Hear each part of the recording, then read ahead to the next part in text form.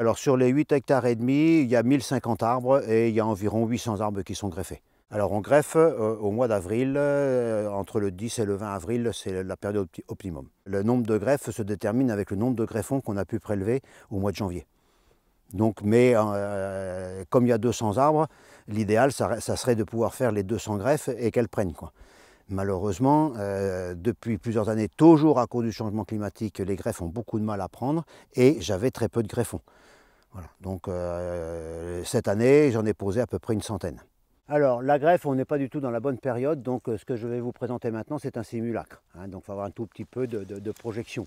La première chose, c'est qu'au mois de janvier, on va prélever une baguette sur un arbre greffé, l'arbre qu'on a choisi.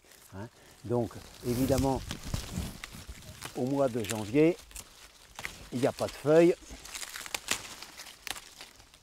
Voilà ce qu'on a au mois de janvier. Et on va, avec un sécateur proprement, couper et prélever une baguette.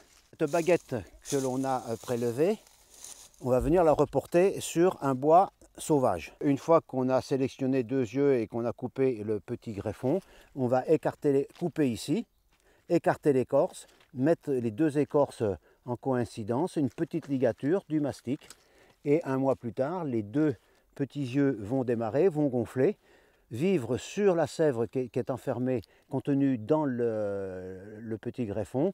Et quand ça va vraiment éclore, ça va demander plus de sève et ça va faire appeler la sève du porte-greffe vers le petit greffon. Ça va se souder, les 2 yeux vont carrément se développer et former 2 petites branches.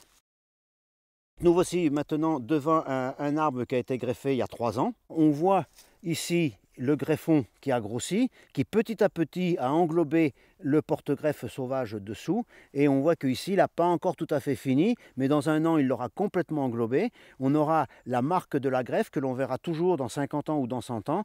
Les 2 yeux qu'on avait là, eh bien, il y en a un qui était là, l'autre qui était là, et qui donc a donné ces 2 branches que l'on voit aujourd'hui ici, qui donne donc les charpentières du futur arbre. Dans 50 ans, vous aurez un arbre comme ça ici, et les 2 charpentières de chaque côté, et la frondaison de 8 à 10 mètres de diamètre.